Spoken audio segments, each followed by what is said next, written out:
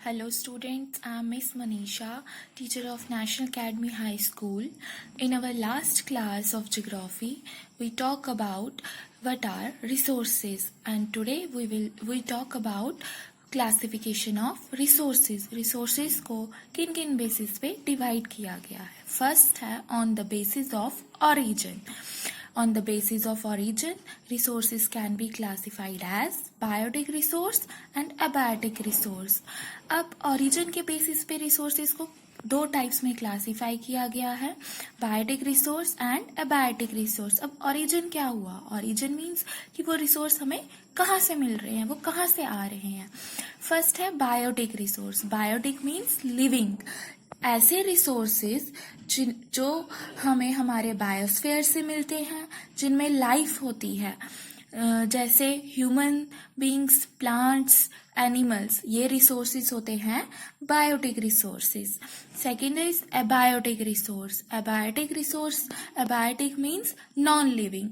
ऐसे रिसोर्सेज जो हम नॉन लिविंग थिंग्स से कंपोज हुए होते हैं, बने हुए होते हैं, वो होते हैं abiotic resources. For example rocks, metals. ये थी first classification on the basis of origin. अब सेकंड है on the basis of exhaustibility. Exhaustibility means कि क्या जो रिसोर्सेज हमें मिल रहे हैं, क्या वो कभी खत्म हो सकते हैं या नहीं हो सकते. On the basis of exhaustibility, resources can be classified as renewable resource, non renewable resource. अब first renewable resource. Renewable resource कौन से रिसोर्सेज होते हैं जो कभी खत्म नहीं हो सकते, जो दोबारा रिन्यू होते जाते हैं, बनते जाते हैं. रिन्यूएबल रिसोर्स वो रिसोर्स होते हैं जो दोबारा से रिप्रोड्यूस होते हैं बाय फिजिकल, केमिकल और मैकेनिकल प्रोसेस से. ऐसे रिसोर्सेज को हम रिन्यूएबल रिसोर्स कहते हैं. For example solar energy, wind energy, हमारे फॉरेस्ट हैं, वाटर है, वाइल्ड लाइफ है. ये जो रिसोर्सेज हैं ये कभी भी खत्म नहीं होते. सेकंड है आपका non renewable resource. Non renewable resource वो रिसोर्सेज होते हैं जो काफी टाइम के बाद, काफी ईयर्स के बाद दोबारा रिन्यू हो सकते हैं. मीन्स कि वो दोबारा से उनका बनना बहुत ही मुश्किल होता है. फॉर एग्जाम्पल कोल, पेट्रोलियम, जो हमारे फॉसिल फ्यूल्स हैं, अगर ये खत्म हो जाए तो ये मिलियंस ऑफ ईयर्स के बाद ही दोबारा होना बहुत मुश्किल है. And the third one is on the basis of ownership. On the basis of ownership means जो किसी एक लीडर के अंडर जो भी रिसोर्सेज आते हैं, किसी एक कम्युनिटी के अंदर या इंडिविजुअल के अंदर जो रिसोर्सेज आएंगे, वो हुआ जो उसको हेड कर रहा होगा, वो उसका ओनरशिप के under. On the basis of ownership, resources can be classified as.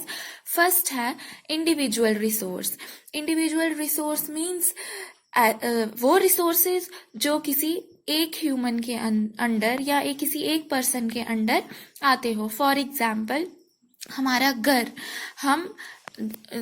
घर जो है उसके मालिक हम होते हैं, तो वो एक इंडिविजुअल रिसोर्स है. हम एक एग्जाम्पल ऐसे भी ले सकते हैं, जैसे बहुत सारे फार्मर्स जो है वो गवर्नमेंट से मनी देकर, पैसे देकर लैंड खरीदते हैं. तो जो वो लैंड होती है वो उनकी ओनरशिप उन फार्मर्स को मिल जाती है. उस लैंड पे सिर्फ फार्मर्स का हक होता है. तो ये हुए इंडिविजुअल रिसोर्स. सेकंड है community resource. Community resource means जो आपकी पूरी एक कम्युनिटी जिन रिसोर्सेज का यूज कर सकती है. मान लीजिए हम एक विलेज की बात करते हैं, जैसे विलेजेस में कॉमन ग्रेजिंग फील्ड्स होते हैं, विलेजेस में पॉन्ड्स होते हैं. उन पॉन्ड्स का कोई एक पर्सन ही यूज नहीं करता. वहाँ के विलेज के जितने भी लोग होते हैं वो उन पॉन्ड्स का यूज करते हैं. अब हम टाउन की अगर बात कर ले, जैसे कॉलोनी पार्क्स होती हैं, वहाँ पर लोग जो हैं किसी एक के अंडर, किसी एक इंडिविजुअल के अंडर वो पार्क नहीं आती. वहाँ उस टाउन के, उस एरिया के सब लोग वहाँ पर जा सकते हैं. जैसे हमारे पिकनिक स्पॉट्स हैं जहाँ पे कोई भी जा सकता है. तो ये हुए हमारे कम्युनिटी रिसोर्सेज. उसके बाद है third one national resource. National resources वो रिसोर्सेज होते हैं जिन पे हमारी कंट्री का हक होता है। फॉर एग्जाम्पल हमारे रेलवेज है, रोड्स है, जो हमारी गवर्नमेंट कंस्ट्रक्ट करवाती है, ये हमारे नेशनल रिसोर्सेज है। हमारी कंट्री के जितने भी पार्ट्स हैं उसके अंदर जो भी रिसोर्सेज वो कंस्ट्रक्ट करते हैं या एक्सट्रैक्ट करते हैं वो हमारे नेशनल रिसोर्सेज होते हैं। And the fourth one is international resources. International resources ऐसे रिसोर्सेज होते हैं जिन पे इंटरनेशनल इंस्टीट्यूशंस का जो है वो उसको रेगुलेट करते हैं। कोई एक इंडिविजुअल या कम्युनिटी या नेशन उसको एक इंटरनेशनल कम्युनिटी इंस्टीट्यूशन रेगुलेट करते हैं। For example international water. अब इसमें एक टर्म आती है नॉटिकल माइल्स। जो हमारा कंट्री का एरिया है उसके बियॉन्ड भी कुछ एरिया होता है, तो जो वो एरिया हमारे उसके बियॉन्ड आता है 12 नॉटिकल माइल्स तक जो है वो जितने भी रिसोर्सेज उसके अंडर आएंगे तो वो हम अपनी कंट्री के रिसोर्सेज नेशनल रिसोर्सेज मान सकते हैं। बट जो बियॉन्ड उसके जो भी रिसोर्सेज होंगे वो इंटरनेशनल रिसोर्सेज माने जाते हैं। एंड इसके बाद फोर्थ क्लासिफिकेशन है इसकी on the basis of status of development. अब on the basis of status of development resources can be classified as potential resource, developed resource, stock resource, reserve resource. अब status of development means कि जो भी resource हमें मिल रहा है क्या वो उसका स्टेटस क्या है, वो रिसोर्स जो है वो दिन पर दिन उसकी डेवलपमेंट हो रही है या नहीं हो रही है। अब फर्स्ट है पोटेंशियल रिसोर्स। पोटेंशियल रिसोर्स वो रिसोर्स होते हैं जो हमें मिलते तो हैं, जिनको हम यूज भी करना चाहते हैं, बट हम उनको कुछ रीजंस की वजह से यूज नहीं कर पाते। जैसे सोलर एनर्जी है, हम सोलर एनर्जी की एग्जाम्पल ले लेंगे या विंड एनर्जी की। हम सोलर एनर्जी को यूज तो करना चाहते हैं बट हमने कुछ जगह सोलर पैनल्स का भी यूज किया है, वेरियस सोलर एनर्जी से चलने वाले वेरियस चीजों का हम इस्तेमाल कर सकते हैं, बट जितनी भी सनलाइट हमारी अर्थ पे पड़ रही है हम उसका इस्तेमाल नहीं कर सकते।